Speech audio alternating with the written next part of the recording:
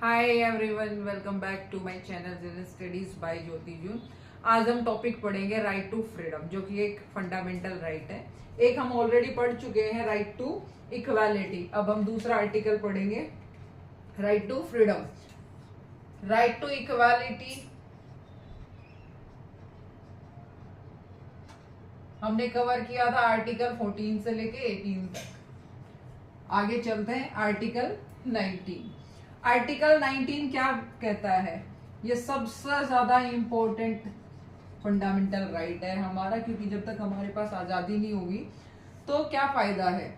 तो किसी कंट्री में रहने के लिए हमारे पास फ्रीडम होनी चाहिए। हमारे पास कौन कौन सी फ्रीडम्स हमें कॉन्स्टिट्यूशन ने दी है वो हम पढ़ते हैं। हमें 6 टाइप की फ्रीडम्स दी हुई है हमारे कॉन्स्टिट्यूशन ने। फर्स्ट है freedom of speech and expression, कि हम अपने बारे में बोल के एक्सप्रेस करके बता सकते हैं क्या हम कहना चाहते हैं, चाहे हम सोशल मीडिया के थ्रू कह रहे हो या फिर हम कन्वर्सेशन के थ्रू कह रहे हो। तो freedom of speech and expressions. Second है फ्रीडम टू असेंबल पीसफुली, हमें कहीं भी जाना हो, कहीं भी हमें अपना ग्रुप बना सकते हैं, यूनियन बना सकते हैं कि हम लोगों को वहां पहुंचना है। ठीक है, कोई भी टॉपिक है उसे डिस्कस करना है, तो जैसे कि पंचायत इकट्ठी कर लेते हैं, तो हमारे पास फ्रीडम है कि हम कहीं भी पीसफुली, वहां कोई दंगा ना करे, फसाद ना करे, अच्छे से जाएं और अपनी कन्वर्सेशन कर सकते हैं। तो फ्रीडम टू असेंबल पीसफुली, ये हमारी सेकंड फ्रीडम है। थर्ड है फ्रीडम टू फॉर्म एसोसिएशंस और यूनियंस। यूनियंस का मतलब ग्रुप ही है। ठीक है, फ्रीडम टू फॉर्म एसोसिएशन, हम कोई भी एसोसिएशन बना सकते हैं। ठीक है, कोई पार्टी बना सकते हैं। ठीक है, तो उसके लिए भी हमारे पास आजादी है। फोर्थ आता है freedom to move freely in India, हम किसी भी स्टेट के अंदर घूमना चाहते हैं, पूरे इंडिया के अंदर हमारे पास आजादी है, हम घूम सकते हैं, हमें किसी वीजा की जरूरत नहीं है। Freedom to reside anywhere in India, जहां हम रहना चाहे वहां रह सकते हैं।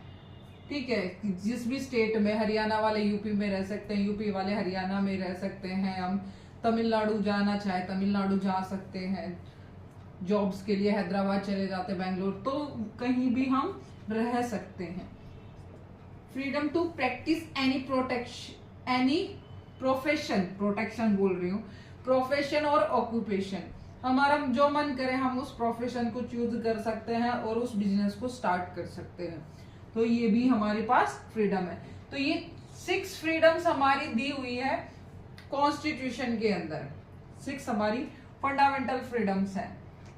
ये फ्रीडम्स तब तक वैलिड है जब तक हम देश की सिक्योरिटी,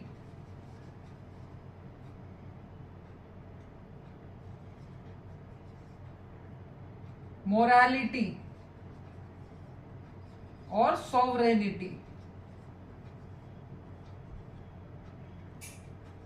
ठीक है, जब तक हम इन 3 चीजों को इफेक्ट ना कर रहे हो, अगर हमारे इनमें से किसी भी एक फ्रीडम से हमारे देश की सिक्योरिटी, मोरालिटी या फिर सॉवरेनिटी को इफेक्ट हो रहा है, तो हमारी वो फ्रीडम कैंसिल हो सकती है।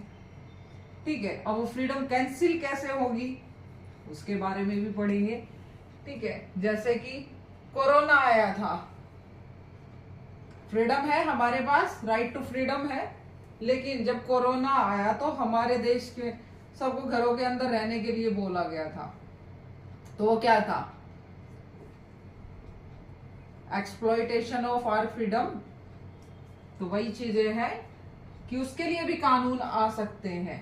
तो ये 6 फ्रीडम्स हमें तब तक मिली हुई है जब तक हमारे देश की सिक्योरिटी, वो किसका मैटर था? वो देश की सिक्योरिटी का मैटर था, इसलिए हमारी फ्रीडम को कम कर दिया। अब आता है आर्टिकल 20। आर्टिकल 20 कहता है protection in respect of conviction.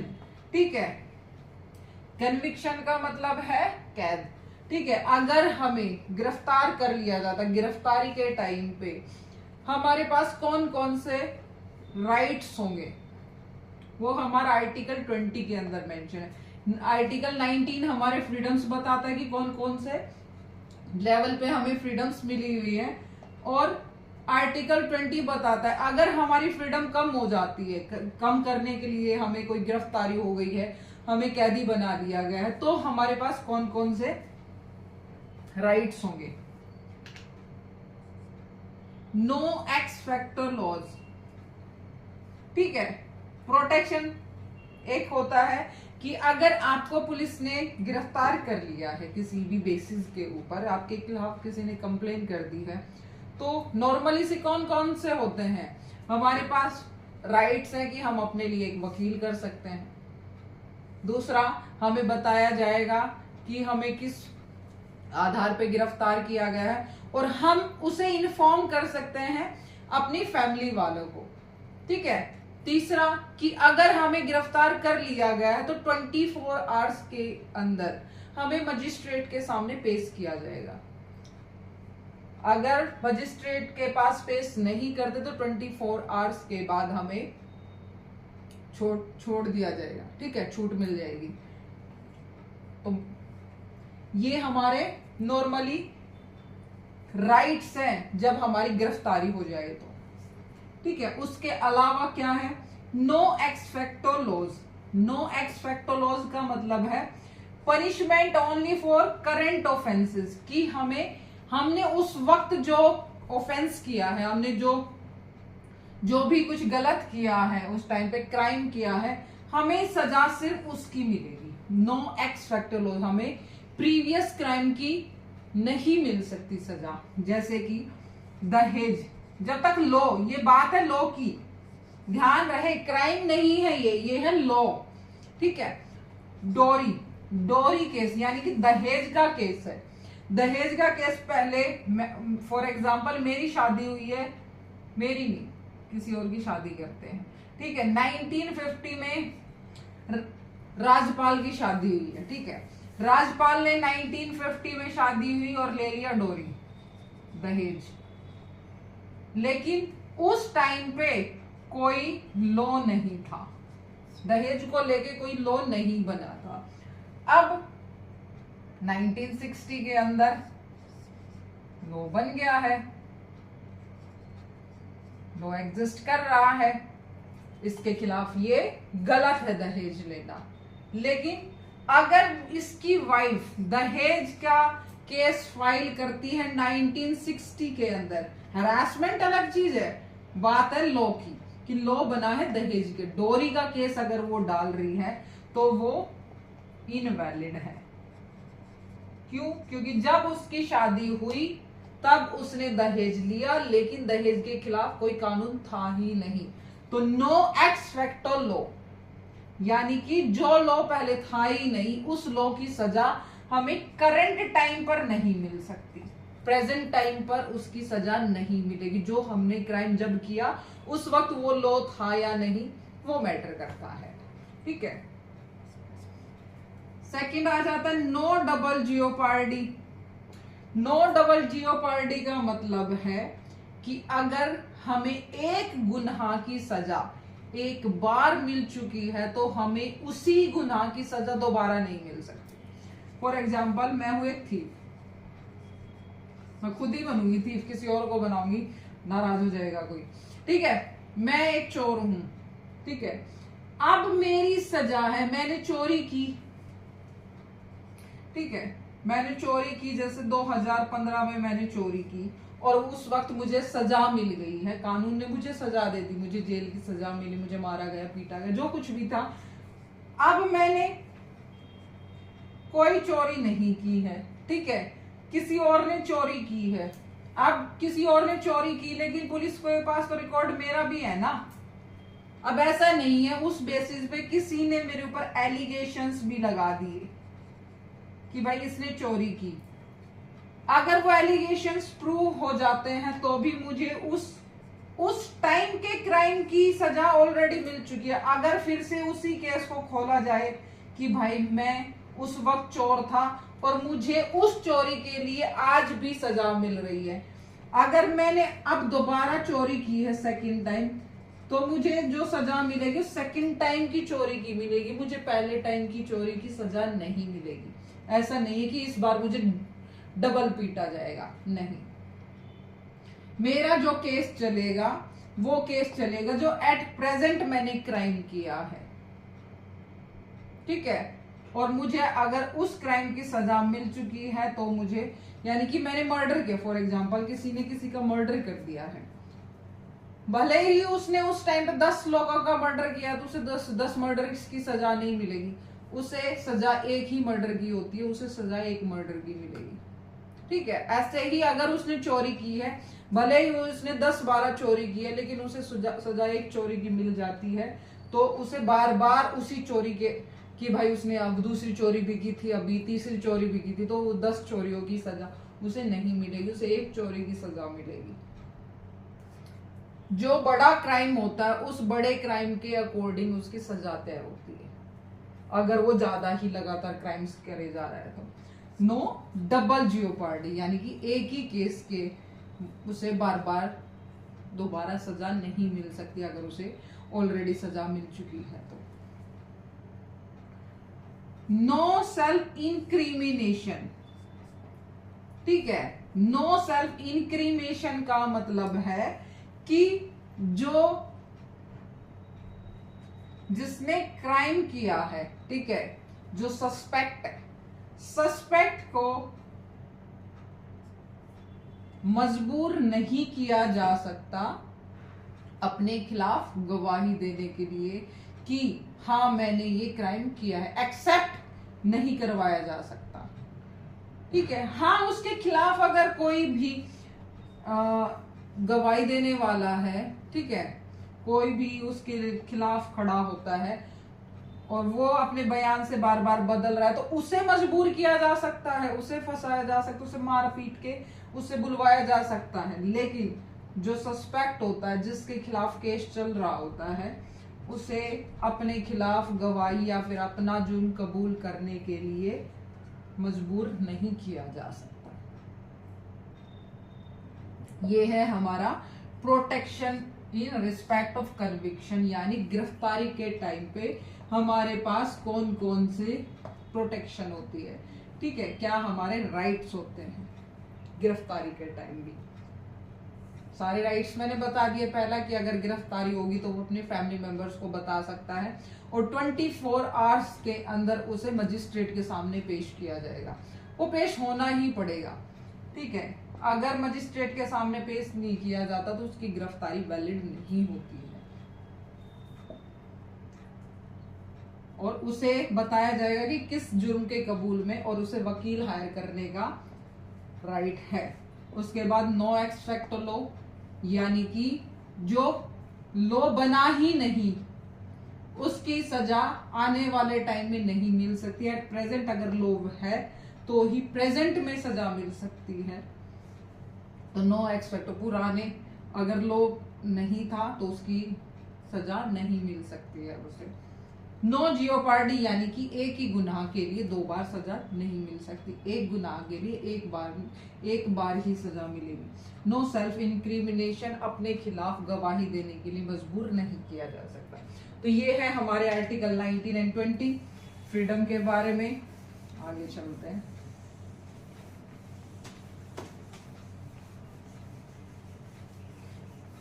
ये फंडामेंटल राइट इसलिए सबसे ज्यादा इंपॉर्टेंट हो जाता है क्योंकि हमारी फ्रीडम और क्रिमिनल बैकग्राउंड और गिरफ्तारी ये सब तो कॉमन चीजें हैं, तो हमें अपने राइट्स पता होने चाहिए,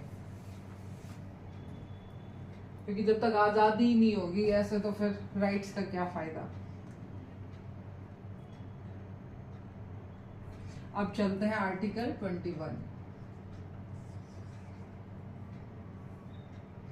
आर्टिकल 21 है protection of life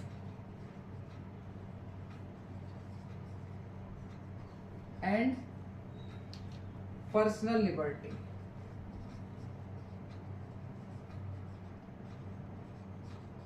protection of life, अब ये हमें किसकी प्रोटेक्शन दे रहा है? लाइफ की प्रोटेक्शन दे रहा है और हमारी पर्सनल लिबर्टी, हमारी पर्सनल आजादी की। No person deprived of life, personal liberty,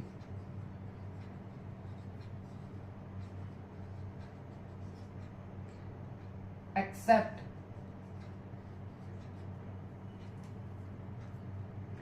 procedure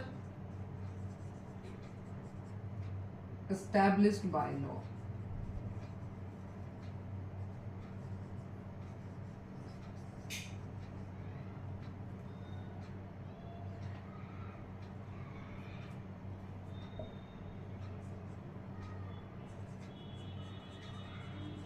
Expanded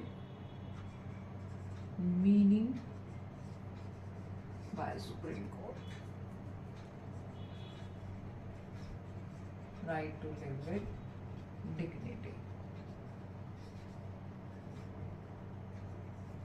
इसे फिर आगे एक्सटेंड किया है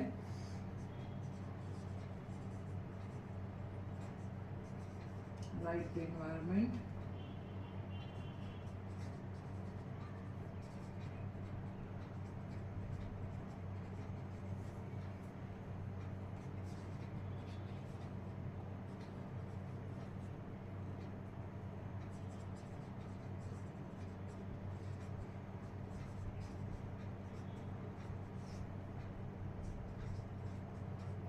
अब देखो प्रोटेक्शन ऑफ लाइफ। अब हमारी जो लाइफ है, हमारी जिंदगी के प्रोटेक्शन का जो आर्टिकल है वो आता है आर्टिकल 20। आर्टिकल 21 हमें राइट देता है अपनी लाइफ की और अपनी आजादी की और अपनी पर्सनल लिबर्टी यानी कि अपनी पर्सनल आजादी की, अपने डिसीजन खुद लेने की। अगर एक क्वेश्चन आता है कि अगर मैं अपनी पसंद से, अगर मैं एडल्ट हूं, मैं अपनी पसंद से शादी करना चाहती हूँ किसी एडल्ट पर्सन से, यानी कि जिनकी एज 18 साल से ऊपर है, ठीक है, 18 साल से ऊपर है। अब शादी की एज जैसे हमारी 21 है, 21 निर्धारित एज है।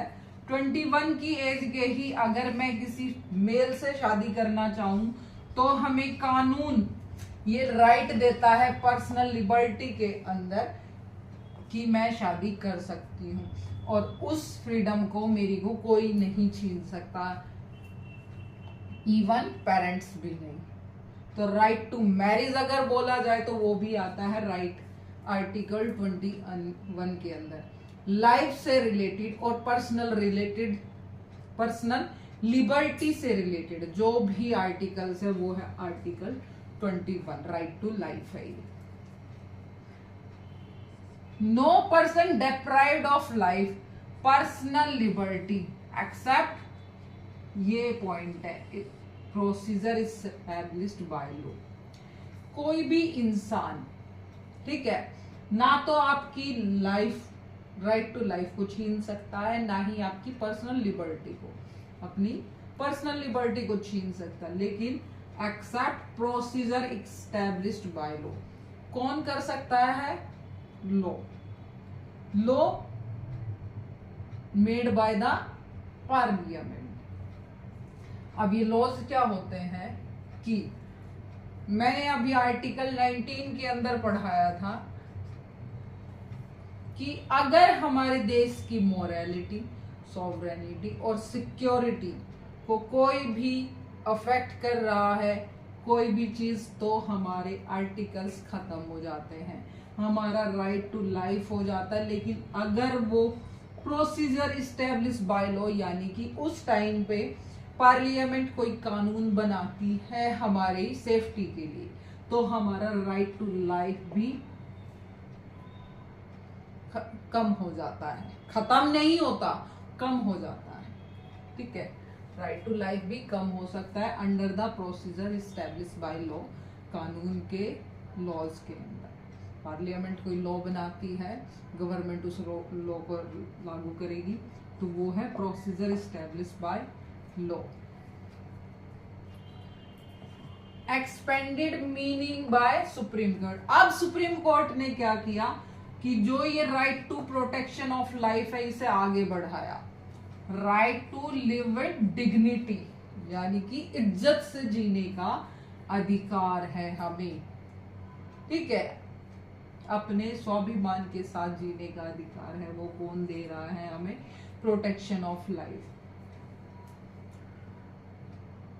इसमें और भी इंक्लूड किया गया, क्या इंक्लूड किया? राइट टू क्लीन एनवायरनमेंट, कि हमें क्लीन एनवायरनमेंट में रहने का भी अधिकार है। गंदगी में अगर कोई गंदगी है तो हम उसके खिलाफ कंप्लेन कर सकते हैं कि कोई परेशान करेगा। लाइवलीहुड, हमें आसपास के एरिया में कोई परेशान नहीं कर सकता। एजुकेशन, राइट टू एजुकेशन, हमें पढ़ने का अधिकार है।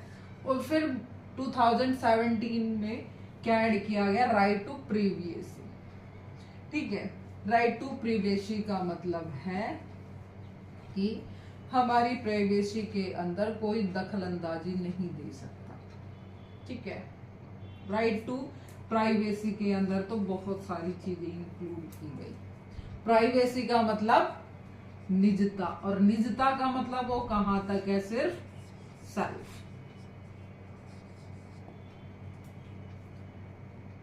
तो राइट टू प्रिवेसी बहुत ज्यादा चर्चित रहता है। राइट टू लाइफ को तो सब भूल जाते हैं, लेकिन जब राइट टू प्रिवेसी की बात आती है, प्राइवेसी की, प्रिवेसी की बात आती है, तो आता है आर्टिकल 21। तो इसी के अंदर कितनी बातें क्लियर हो गई है? Right to protection of life, personal liberty, right to personal liberty, right to privacy, right to clean environment, right to livelihood, right to education, ठीक है, right to live with dignity. तो इसके इतने सारे नाम है। ओके, आगे चलते हैं। एक है प्रोसीजर स्टैब्लिश बाय लॉ। ठीक है, प्रोसीजर स्टैब्लिश बाय लॉ के अंदर क्या है कि जो पार्लियामेंट हमारे लिए लॉ बना रही है कि उस टाइम, ये मेनली उसके लिए होते हैं जिन्हें गिरफ्तार किया जाता है, लेकिन अगर रूल बना रही, गिरफ्तारी के रूल से ये रूल बना रही है, तो वो रूल जो हमारा है वो फेयर नहीं है। ठीक है, लॉ का मतलब सिर्फ लॉ है, वो फेयर नहीं है। इस वजह से इसका नाम है प्रोसीजर स्टैब्लिश बाय लॉ। ठीक है, वो सिर्फ रूल बन रहा है। एक प्रोसेस और है due process by law. Due process by law का मतलब है कि वो जो लॉ बना है वो लॉ फेयर भी होगा। ड्यू प्रोसेस ऑफ लॉ में लॉ तो चेक होता है, लॉ के साथ साथ लॉ फेयर भी होना चाहिए। ये है जापान का concept,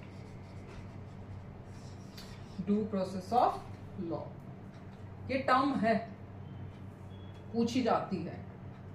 procedure establish by law and due process of law. Procedure establish by law का मतलब है law made by the parliament, it should be fair, isn't clear, और जो ड्यू प्रोसेस है it should be fair to all. ठीक है, law made by parliament it should be fair. अब आता है आर्टिकल 21 का ही सब पार्ट बना 21A। आर्टिकल 21 क्या बना? Right to education. अब राइट टू एजुकेशन को 21 का ही सब पार्ट बना के डाल दिया, राइट टू एजुकेशन। ये इंसर्ट हुआ है by the 86th amendment. Amendment मैंने पहला ही पढ़ाया है कि अमेंडमेंट का मतलब है कॉन्स्टिट्यूशन में जो लॉज लिखे हुए हैं उनके अंदर नए लॉज को ऐड करना। ठीक है, अमेंडमेंट 2002 के अंदर आया था, RTE, right to education. Right to education का RT, इस राइट का मतलब क्या है कि जो 6 to 14 ईयर्स के बच्चे हैं, चाइल्ड, उनके लिए होगी फ्री एंड कंपल्सरी एजुकेशन।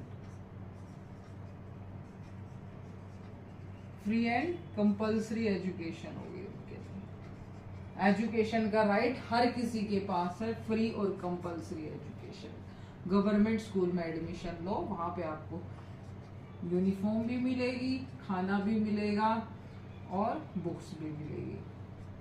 तो ये आता है हमारा राइट टू एजुकेशन के अंदर आर्टिकल 21A। आर्टिकल 21 है right to life, right to privacy, right to clean environment, right to livelihood and right to live with dignity. And article 21A article right to education और बहुत बार पूछा जाता है। Article 21 है, ये बहुत जरूरी आर्टिकल। फ्रीडम है, फ्रीडम फंडामेंटल राइट, फ्रीडम तो रट लो, आता है, इससे क्वेश्चन बहुत ज्यादा उठते हैं। और राइट टू एजुकेशन। अब आता है article 22, protection in certain cases. ये आपको प्रोटेक्शन ही देता है, ठीक है, फ्रीडम देता है और प्रोटेक्शन देता है। कुछ केसेस के अंदर प्रोटेक्शन क्या होगी, राइट टू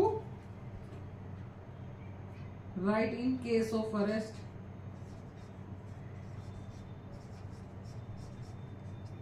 एंड डिटेंशन,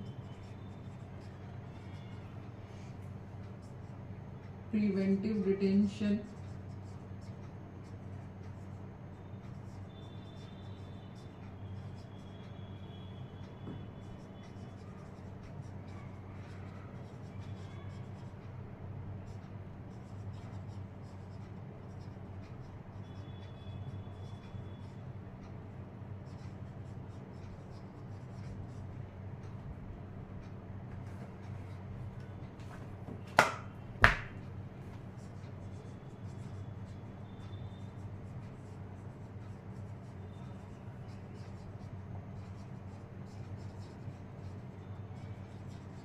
अब देखो इस आर्टिकल को, ये आर्टिकल हमें प्रोटेक्शन दे रहा है किसमें, सर्टेन केसेस के अंदर। जो कुछ केसेस है, केसेस क्या है, right in case of arrest and detention, कि अगर हमारी गिरफ्तारी हो जाती है तो गिरफ्तारी में हमारे क्या राइट्स होंगे, ठीक है। अभी मैंने बताया था, फिर से एक्सप्लेन करती हूँ कि अगर हमारी गिरफ्तारी हो जाती है तो पहला कि हम हमारी गिरफ्तारी किस बेसिस पे की गई, कौन से आधार पे की गई है, वो बेसिस जान सकते हैं। दूसरा, हम अपने फैमिली मेंबर्स को इन्फॉर्म कर सकते हैं।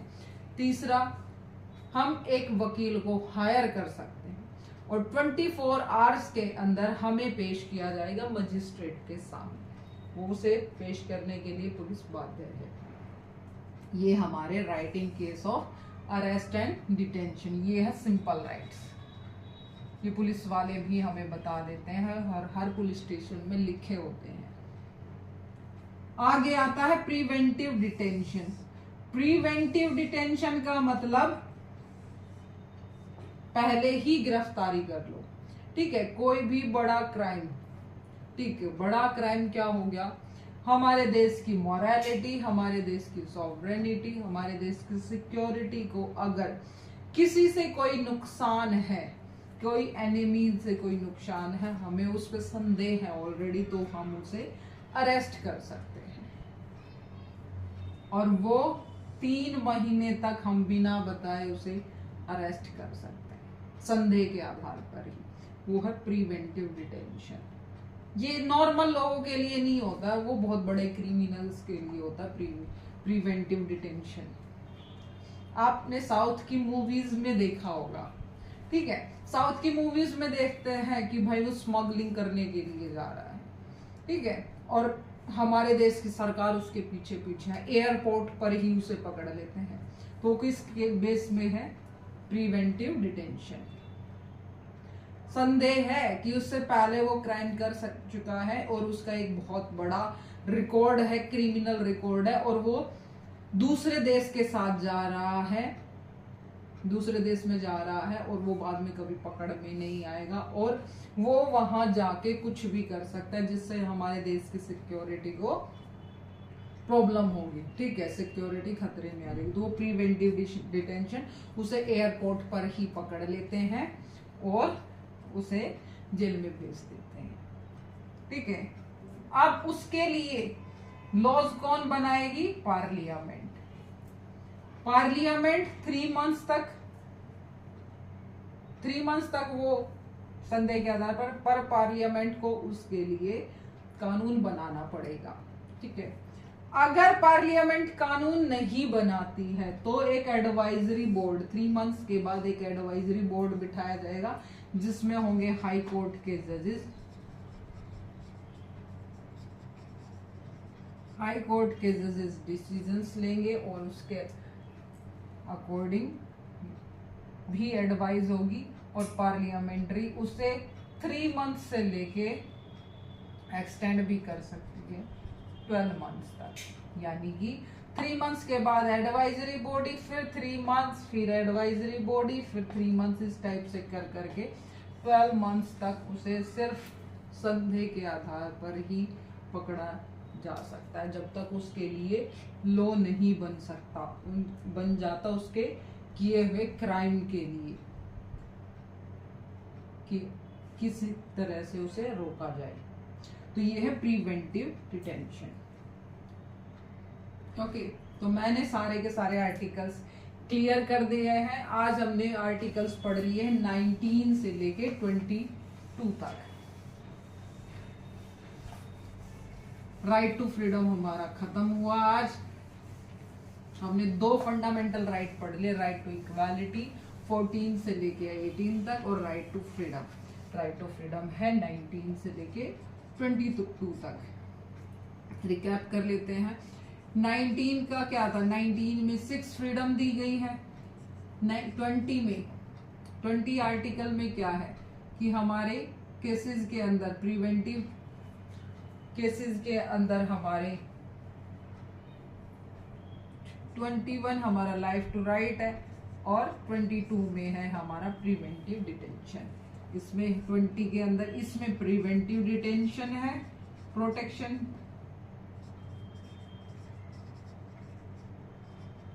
और इसमें क्या है? एक्स फैक्टो लॉ,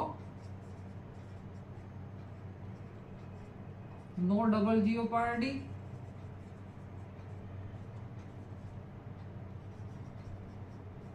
और नो सेल्फ इंक्रिमिनेशन।